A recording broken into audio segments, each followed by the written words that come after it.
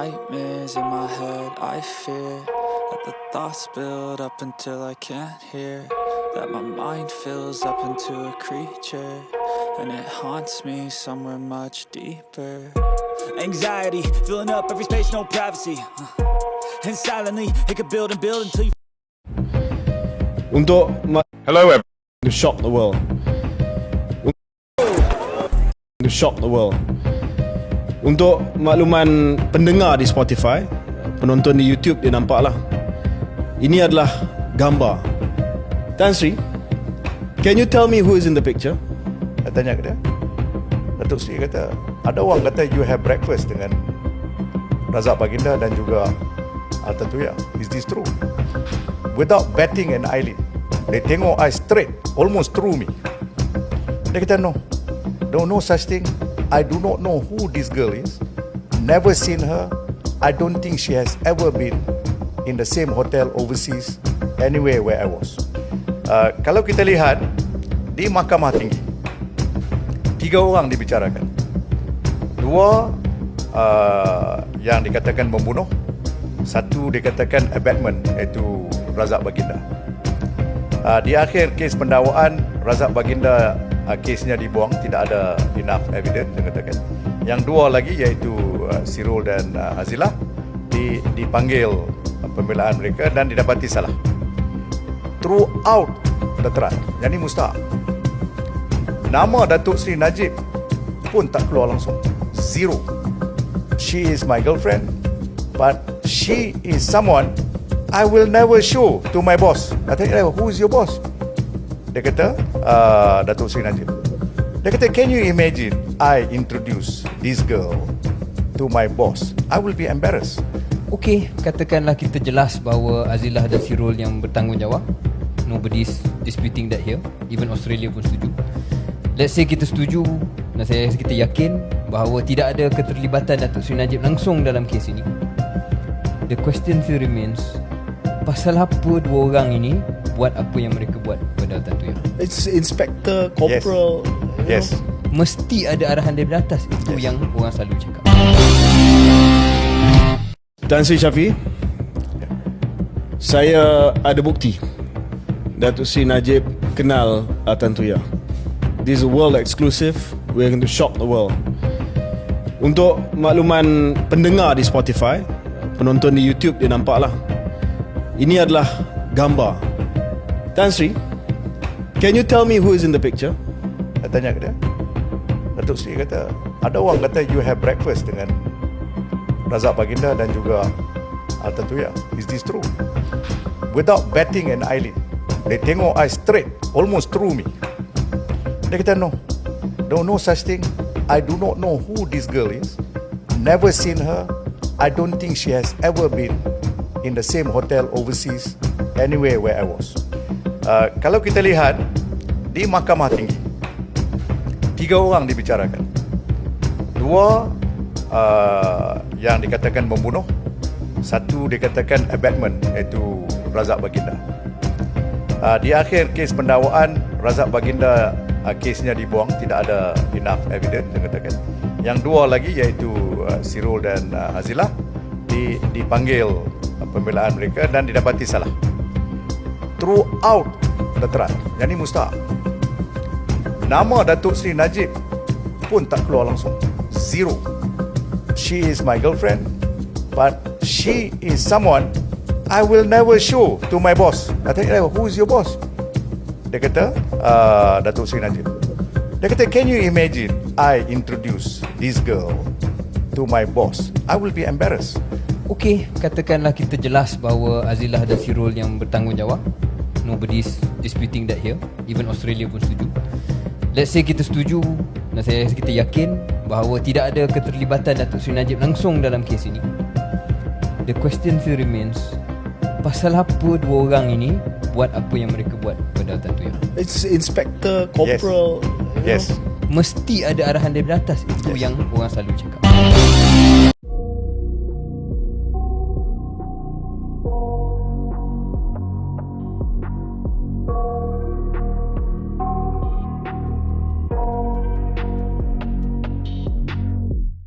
I got nightmares in my my head, I fear that the thoughts build up until I can't hear, that my mind fills up into a creature, and it haunts me somewhere much deeper. Anxiety, filling up every space, no privacy. And silently, it could build and build until you... Salam sejahtera Malaysia. Denyut nadi suara rakyat bergema di channel ini. Sebenarnya, apa yang Isyam Jalil mau? Apa terjadi sebenarnya kalau UMNO berpisah dengan DAP? Sebenarnya apa yang DAP buat dengan UMNO? Sampai Isyam Jalil buat dakwaan kononnya ada orang UMNO, pemimpin UMNO yang lebih DAP dari DAP. Apa sebenarnya maksud Isyam Jalil ni? Kenapa dia mau sangatkah UMNO keluar tinggalkan DAP? Apa yang UMNO ada sekarang? Tidak sedar diri ke Isyam Jalil bahawa UMNO sekarang ini betul-betul sangat-sangat terhutang budi dengan DAP. Manakala DAP tak pernah pun buat apa-apa salah dengan UMNO. DAP tak pernah pun buat apa-apa salah dengan UMNO. DAP tidak pun pernah bising-bising sekarang dengan UMNO. DAP tidak pernah kacau pun undang-undang UMNO. DAP tidak pernah pun kacau perlembagaan UMNO. Jadi apa masalah UMNO sekarang ini dengan DAP? Kalau DAP, kalau UMNO mau keluar tinggalkan DAP, pada pendapat saya dipersilakan. Cubalah keluar daripada DAP. Tinggalkan DAP kalau berani. Kita tengok apa yang Isyam Jalil dapat kalau UMNO tinggalkan DAP. Makna kata simple. Kalau UMNO ikut cakap Isyam Jalil keluar daripada DAP, tinggalkan DAP, makna kata UMNO terpaksa untuk keluar daripada kerajaan perpaduan. UMNO kena game sendiri. Tahu tak UMNO sekarang hanya ada orang macam melukut di tepi gantang. Jadi kena sedar dirilah. Yang peliknya, kenapa asyik-asyik saja DAP yang salah? DAP diam-diam, DAP juga salah. DAP diam-diam, DAP juga salah. UMNO kalah, DAP salah. UMNO berpecah, DAP salah. Apapun semua salah DAP. Sedangkan DAP tidak buat apa-apa pun. Aduh, pelik. Apa masalah dengan DAP? Hairan betul. PAS pun. Persoalannya, kenapa PAS dan UMNO dan Bersatu takut sangat dengan DAP? Ada apa dengan DAP? Apa yang takut sangat dengan DAP? Rasanya DAP pun parti macam biasa juga. Parti seperti parti yang lain juga. Tak ada pun terlalu ekstrim. Saya nampak DAP tiada pun ekstremis dalam DAP. Tiada ekstremis dalam DAP. Dan DAP setakat yang saya tahulah sampai beberapa tahun ini, belum ada lagi dalam DAP ini yang kena siasat kerana ada kenyataan-kenyataan berkaitan dengan 3R. Tiada. Yang selalu kena siasat dengan 3R ini Muhyiddin, Hadi Awang, Sanusi daripada Perikatan Nasional. Jadi saya pun hairan macam mana Isyam Jalil takut sangat dengan DAP. Isyam Jalil bagusnya keluar sajalah daripada UMNO. Letak jawatan saja dari UMNO, keluar dari UMNO. Tidak payah tunggu Zahid Hamidi untuk pecat. Tidak payah.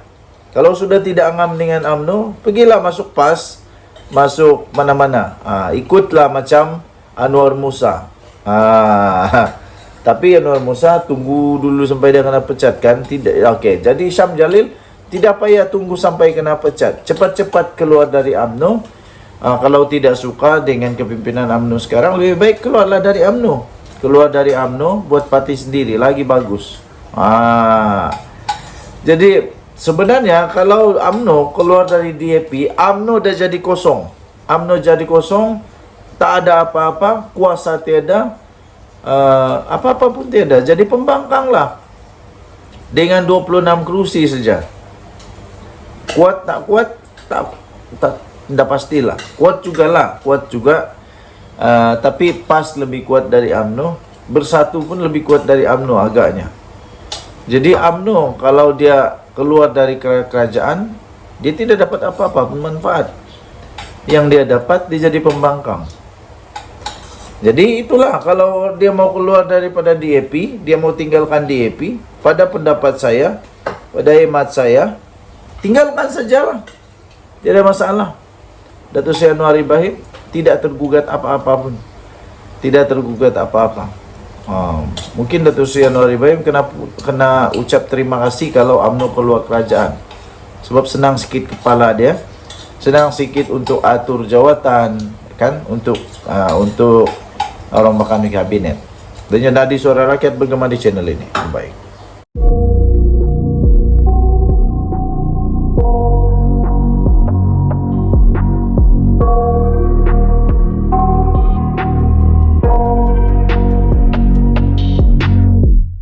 I got nightmares in my head, I fear that the thoughts build up until I can't hear, that my mind fills up into a creature, and it haunts me somewhere much deeper. Anxiety, filling up every space, no privacy. And silently, it could build and build until you Salam sejahtera Malaysia, denyut nadi suara rakyat bergema di channel ini. Tiba-tiba saja Mahathir meroyan habis. Mahathir meroyan habis. Dia kata punca UMNO kalah kerana DAP. Cermin dulu diri tu. Cermin dulu diri tu. Mahathir lupakah sebenarnya bahawa Mahathir ada peluang jadi Perdana Menteri untuk kali kedua pun kerana adanya belas kasihan dari DAP. Ingat Mahathir boleh jadi Perdana Menteri ke kalau tiada DAP? Ingat Mahathir boleh berkuasa lagi ke kalau tiada DAP? Dulu Mahathir dapat berkuasa pun kerana dia bekerjasama dengan DAP. Tak pernah fikirkah Mahathir bahawa dia sangat terhutang budi dengan DAP? Yang mempertahankan Mahathir dulu pun DAP juga. DAP yang setia sampai kepada penghujung Perdana Menteri ini, Tun Mahathir menjadi Perdana Menteri kedua. Apapun terjadi, DAP tetap setia, tetap sokong Mahathir. Semua orang keluar, daripada PKR keluar, DAP tetap setia. Bersatu waktu itu dibawa oleh Muhyiddin untuk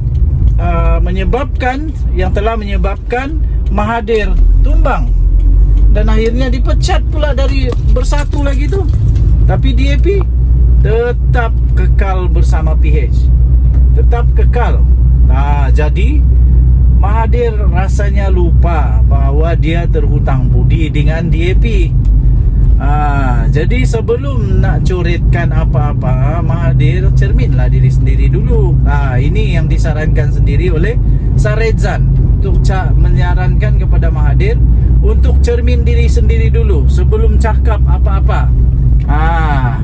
Dr. Mahathir perlu untuk mencermin diri sebelum mendakwa sokongan orang Melayu kepada UMNO semakin merosot kerana bersekongkol dengan DAP, kata seorang ahli parlimen daripada PH. Kenyataan itu dipercayai merujuk kepada kekalahan calon BN kepada PAS pada pilihan raya kecil PRK Kemaman 2 Disember yang lalu. Ahli parlimen Bangi iaitu Saredzan Johan turut menyarankan agar Mahathir menjawab persoalan yang sama berkaitan Parti Pejuang yang pernah diterajuinya. Adakah itu juga kerana DAP? Mahathir kalah teruk dalam PRU, langsung tak dapat pun satu pun calon dia tak dapat deposit tau. Kata Sarezan, daripada mengulas tentang kemerosotan sokongan orang Melayu kepada UMNO, lebih baiklah Tun Mahathir cermin diri dulu. Mengapa partinya sendiri semasa PRU 15 itu tidak mendapat sokongan orang Melayu? Jawab Mahathir. Kenapa orang Melayu tidak suka Mahathir? Kenapa Mahathir tidak menang pun waktu PRU 15 itu? Bukan saja tidak menang, malah kalah teruk, memalukan, di tempat sendiri, di kubu kuat sendiri pun tak dapat deposit. Bagus lagi yang lain dapat lagi deposit. Mahathir tidak tahu. Kesian Mahathir, kesian sungguh. Jadi tuan-tuan dan puan-puan, bagaimanapun Sarezan memberitahu terdapat banyak faktor yang sebenarnya menyumbang kepada kekalahan calon BN kepada PAS. Antaranya Kemaman ini memang adalah kubu kuat bagi PAS. Cubalah lawan dengan Pakatan Harapan ke BN ke di tempat yang memang kuat BN. Kita tengoklah di sana lah, baru kita tengok. Ataupun di tempat yang bukan kubu kuat PAS, bukan kubu kuat BN, baru nampak siapa yang betul-betul menang. Menurutnya UMNO masih mendapat sokongan kuat pengundi Melayu, terutama di negeri-negeri selatan seperti di Negeri Sembilan dan Johor. Jadi di Johor, Negeri Sembilan masih kuat lah, UMNO masih kuat. Ada banyak faktor mengapa BN kalah di Kemaman. Jadi antaranya ia adalah merupakan kubu kuat PAS. Itu saja, bukan kerana berkurangnya sokongan orang Melayu kepada BN semata-mata, kepada UMNO semata-mata, tapi ada faktor-faktor yang lain juga. Okey, jadi persoalan yang paling hebat ialah kenapa Mahathir tidak cermin dulu diri dia, bahawa dia itu langsung tak menang. Silap-silap kalau ditambah semua, ditambah dia punya sokongan dulu, macam mana, macam apa, bukan, tapi sokongan Mahathir sikit lah, tak dapat pun dia punya deposit. Lepas tu baru dia cakap dia kalah di Langkawi sebab ada rasuah. Jadi bila kalah, carilah alasan, rasuah lah, inilah, itulah. Tapi bila orang kalah kata sokongan itu, sokongan ini, cermin diri dulu. Denyut Nadi Suara Rakyat bergema di channel ini. Jangan lupa tekan butang subscribe, like dan share. Bye. Salam sejahtera Malaysia, Denyut Nadi Suara Rakyat bergema di channel ini. Beberapa orang kawan tanya dengan saya, apa jadi kalau semua menteri UMNO letak jawatan? Pertama yang kita perlu tahu, di dalam UMNO hanya ada setakat ini 26 sahaja ahli parlimen. Dengan belas kasihan, bukan belas kasihan lah, tak elok lah kot pakai belas kasihan. Dengan rasa amat bertanggungjawab, Datuk Seri Anwar Ibrahim tetap juga memberikan jawatan-jawatan kepada mereka, walaupun hanya 26 saja ahli parlimen di dalam kerajaan. Agak sedikit tu sebenarnya.